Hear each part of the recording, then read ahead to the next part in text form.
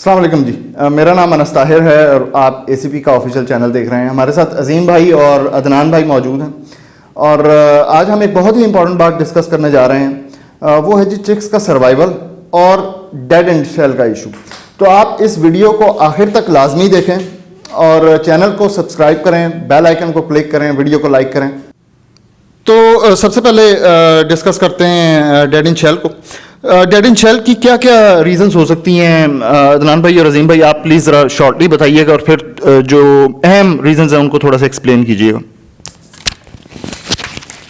अभी dead and shell की ना मल्टीपल वजूहात हैं, जिसमें एक सबसे बड़ी वजह जो सी है वो म्यूटेशन वीक होना है। अगर दो रेड आई बर्ड आप आपस में लगाते हैं तो उसमें कुछ चिक्स सर्वाइव तो करते हैं, लेकिन मोस्टली चिक्स जो हैं वो एक्सपायर होते हैं। और अगर आप उसमें लगाते हैं रेलिवेंट रिलेटेड बर्ड्स को, तो उसमें भी डेड एंड शेल का इशू जो सा वो आता है।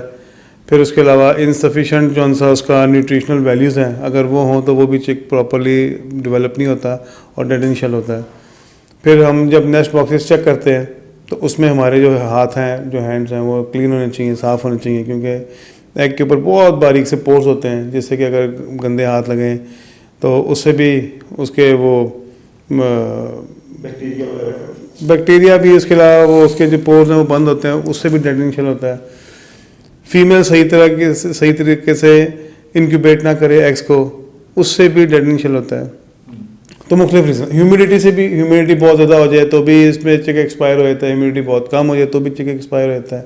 आइडियल टेम्परेचर हो बिटवीन 18 to 20, 24 तक भी हो, 22 हो, तो उसमें जो दोपहर में और शाम में और रात में जो टेम्परेचर है वो अगर एक जैसा ऑलमोस्ट हो नहीं सकता, लेकिन बेहतर हो, तो फिर फीमेल प्रॉपरली इसमें बैठती है एंडो पे और एग्स इनक्यूबेट करती है और प्रॉपर हैचिंग होती है। अगर एक दिन आज मौसम ठंडा है, कल गर्म हो गया, तो उससे भी डिस्टर्ब होते हैं। ये इस किस्म के इसमें वजूहात हैं डेड एंड शेल के। अच्छा, डेड एंड शेल जो है वो सारी रीज़न यही हैं। बेसिकली आपका जो इंक्यूबेशन है इनएक्सपीरियंस हो वो भी नहीं करती। एक जो मेजर रीज़न होता है ना वो ये है कि ड्यूरिंग इंक्यूबेशन हैन अंडों को रोटेट करती है। वो उनको साइकिल का पता होता है, वो उनकी नेचुरल एक इंस्टिंक्ट है। सम टाइम ये होता है कि वो अंडे रोटेट नहीं हो रहे होते, सम टाइम ये होता है कि वो नेस्टिंग इस किस्म की हो जाती है जहाँ पर अंडा फिरता ही नहीं है उससे, ठीक है, तो वो डेड एंड शेल होता है। दूसरा, बाकी जो लिटरेचर और वो आर्टिकल्स वगैरह में है वो ये है कि ह्यूमिडिटी रोल प्ले करती है डेड एंड शेल के। आपका जो हाई टेम्परेचर और हाई ह्यूमिडिटी है वो डेड एंड शेल नहीं होने देता, लेकिन हाई ह्यूमिडिटी, लो टेम्परेचर या हाई टेम्परेचर लो ह्यूमिडिटी ये डेड एंड शेल को कॉज करती है।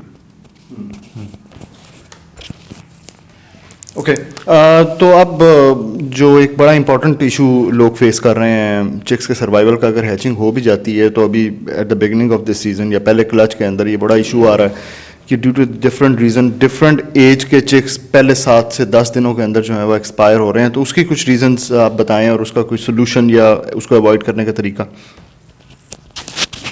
अनस भाई, इसमें फिर अगेन वही बात है, सबसे मेजर रोल है कि आपके जो उनसे रिलेटेड बर्ड्स ना हो और बहन भाई का आपस में आपने पेयर ना लगाया हो, माँ बेटे का पेयर ना लगाओ, इस किस्म के पेयरिंग ना हो, आपके सेपरेट लाइंस के पेयर हों, लाइन स्ट्रॉन्ग हो जिनसे आपने ली हुई है, और वो आपको बहुत हेल्प करते हैं चिक्स के सर्वाइवल में। चिक्स जो से अगेन वही रेड आई वाली म्यूटेशन है वो वैसे वीक है, लेकिन अगर आपने उसको सॉफ्ट फूड वगैरह, कई लोग अगर आप देखेंगे तो सॉफ्ट फूड डाला ही नहीं होता, डालते ही नहीं है, तो उससे बर्ड पर डायरेक्ट दाना उठा के उनको फीड करवाता है। एट टाइम्स हमने ये भी नोट किया है कि जो सा ग्रेन है, जो दाना है, दाना कई दफ़ा पोटे में होता है और चिक एक्सपायर होता है, वो डिज़ोल्व नहीं होता। तो स्टार्ट में जो वो उनको एक वो सलाइवा सा देते हैं, जो उनसे उनके पेरेंट्स होते हैं, वो गलती से अगर उसमें वो ग्रेन्स भी चले तो वो उसको चोक कर देते हैं, उसको कहते हैं पोटा चोक हो गया। उसके अलावा कई और चीज़ें हैं जो कि आप कह रहे हैं फर्स्ट 7 to 10 डेज़ में अगर हो, उसमें कई जगहों पे माइट्स के इन्फेक्शन आजकल पीछे बहुत हुआ था, तो माइट्स के इन्फेक्शन से भी हो सकता है। फिर उसके अलावा डर्टी नेस्टिंग की वजह से भी हो सकता है। तो इस किस्म की चीज़ें जो हम अगर अवॉइड करें और हम उनको बेहतर करें, हम क्लीनिनेस की तरफ ध्यान रखें, जो उनको हम डाइट दे रहे हैं वो प्रॉपर हो, और जो हमने पेयरिंग की हुई है सबसे इम्पोर्टेंट जो बात है, अगर उनके आपस में रिलेटेड बर्ड्स नहीं हैं तो उससे भी सर्वाइवल काफ़ी बेहतर हो जाता है। अच्छा, अब इनमें से एक दो पॉइंट्स को थोड़ा सा एलेबोरेट कर लेते हैं। एक तो ये जो फैक्टर है यंग पेयर्स के होने का, जिस तरह हमने इनफर्टिलिटी के अंदर भी ये डिस्कस किया था, इनएक्सपीरियंस पेयर्स जो हैं, और ये जो गट मिल्क या गट जूसेस होते हैं जो इनिशियल फर्स्ट 2-3 डेज बर्ड देता है अपने चिक को, तो इसके ऊपर थोड़ा सा बताइएगा कि ये किस तरह रोल प्ले करते हैं चिक्स के नॉन सर्वाइवल में। देखिए, ये बड़ा मेजर रोल है इसका, इसलिए क्योंकि आपके जो जब आफ्टर हैचिंग जो फर्स्ट 3 डेज़ हैं उसमें तो उसको फीड ही यही चाहिए। देखिए, आप कभी भी 1-2 दिन के जो चिक को देखेंगे ना, उसमें ये नहीं होगा कि उसके अंदर कोई दाना होगा। उसके अंदर वो लिक्विड सा होता है, एक मिल्की लिक्विड होता है, क्रॉप मिल्क। उसको क्रॉप मिल्क बोलते हैं, but technically it is not a crop milk. वो उसके वो जूसेस हैं जो वो कंज्यूम करता है डाइट, और उससे फिर वो प्रोड्यूस करके तो वो उसको करता है, क्योंकि क्रॉप मिल्क सिर्फ मेरे ख्याल से कबूतरों में और डब में होता है, हाँ उसमें होता है। तो हम लोग इस को यूज़ एज क्रॉप मिल्क ही करते हैं।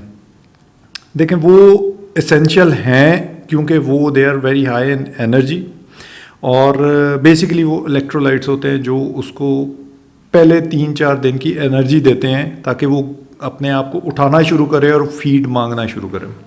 तो उसके लिए ज़रूरी है। बाकी जो अदनान भाई ने बताया कि वो अगर इनएक्सपीरियंस पेयर है और वो फीड करवाने की कोशिश कर रहा है और वो अपने गट को क्लियर नहीं कर सका और दाना साथ चला गया, समटाइम सर्वाइव कर लेता है चेक, लेकिन मेजॉरिटी एक्सपायर हो जाते हैं।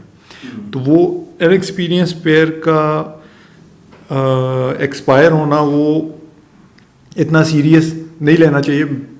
सीरियस इसलिए नहीं लेना चाहिए क्योंकि वो अभी पेयर ने पहली दफ़ा वो एक्सपीरियंस कर रहा है इस चीज़ को, तो पहली दफ़ा में गलतियाँ होती हैं उनको, कोई बात नहीं। अच्छा, एक चीज़ जी प्लीज़, एक चीज़ ऐड करना चाहता हूँ, वो ये है, एट टाइम तो आपने शायद कभी एक्सपीरियंस किया हो ऐसा कि कुछ पेयर्स ऐसे होते हैं जो कि एक चिक को साइड पर कर देते हैं, या हम देखते हैं तो वो चिक साइड पे वो होता है।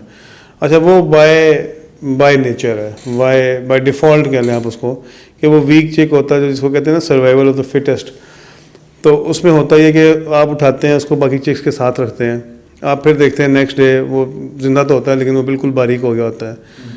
उसको या तो आप किसी और के नीचे शिफ्ट करें उस चिक को, या आप उसको कोई अल्टरनेट सोल्यूशन, कोई अगर इतना बड़ा हो गया कि उसको आप हैंड फीड दे सकते हैं वो दे दें। लेकिन नॉर्मली ऐसे चिक सर्वाइव नहीं करते क्योंकि इनको बाय डिफ़ॉल्ट बर्ड्स को पता होता है कि इस चिक ने सर्वाइव करना है, इसने नहीं करना। तो with the passage of time आपको ये चीज़ें भी समझ आ जाती हैं। ये भी एक रीज़न होती है यंगर बर्ड्स के एक्सपायर होने की। अच्छा, तो इसका मतलब ये हुआ कि अगर मैं इसको राउंड अप करूं, जो आपने इस पर नॉलेज शेयर किया, कि आपका अगर फर्स्ट क्लच है जो कि अभी चल रहा है मोस्टली लोगों का, तो उसके अंदर आप सबसे पहले बर्ड का इनफर्टिलिटी से रिलेटेड जेंडर देख लें, फिर आप उनकी एजेस देख लें, फिर आप इस फैक्टर को कंसिडर करें कि वो वीक ब्लड लाइन तो नहीं है या रिलेटेड बर्ड तो नहीं लगे हुए। अगर ये सब इश्यूज आपके ठीक हैं तो फिर आप you should wait for the second clutch to see के सर्वाइवल का इशू, तो पैनिक नहीं होना चाहिए मेजरली। अच्छा, एक पॉइंट और हम अगर इसमें डाल लें, ये जो आपके वीक ब्लड लाइन के चेक्स होते हैं, कई दफ़ा हम अल्बाइनो टू अल्बाइनो या क्रीमिनो टू अल्बाइनो के पेयर लगाते हैं, और अभी पेल फेलोस टू पेल फेलोस के बारे में बात हो रही है कि उनको लगाना चाहिए कि नहीं। तो इनका सर्वाइवल किस तरह बेहतर किया जा सकता है अगर हम रेड आई टू रेड आई या वीक म्यूटेशंस को आपस में लगाते हैं? तो इसके ऊपर कोई आपका पॉइंट हो? ठीक है, इसमें जो रिसेसिव म्यूटेशंस है ना, अब जो डर्क से हमारी बात हुई थी या वो एक जूम पे जो मीटिंग, उससे ये क्वेश्चन किया था, उसने कहा था कि क्यों नहीं लगाना चाहिए, लगा के देख लें। मतलब वो कहता है कि मैंने नहीं लगाया, लेकिन आप लोग लगा के देखें, आप लोग ब्रीड करवा रहे हैं, लगा के देखें क्या होता है। वैसे भी एल्बाइनो टू एल्बाइनो तो अब पुरानी बात हो गई है लगना, क्रीमिनो टू एल्बाइनो भी लग रहा है, सर्वाइवल भी है। वजह ये है कि एल्बाइनो पिछले 8-10 साल से ब्रीड होता आ रहा है, तो वो इतने मुख्तलिफ लाइंस मिक्स हो चुकी हुई हैं और इतने अनरिलेटेड हो चुके हैं कि सर्वाइव करना शुरू हो गए हैं।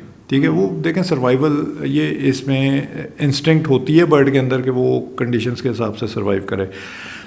पेल फेलो या डेल्यूट्स, इसमें ये है कि आपका बड़ी रीसेंट म्यूटेशंस हैं, ये इनको भी इतना अरसा नहीं हुआ, ट्राई करके देख लें, रिकमेंडेड नहीं होता इतने वीक। ये जी आज का हमारा टॉपिक था। तो अपना और अपने रिश्तेदारों का और अपने बर्ड्स का लाजमी ख्याल रखें, चैनल को सब्सक्राइब करें और वीडियो को लाइक करें और शेयर करें। बहुत शुक्रिया।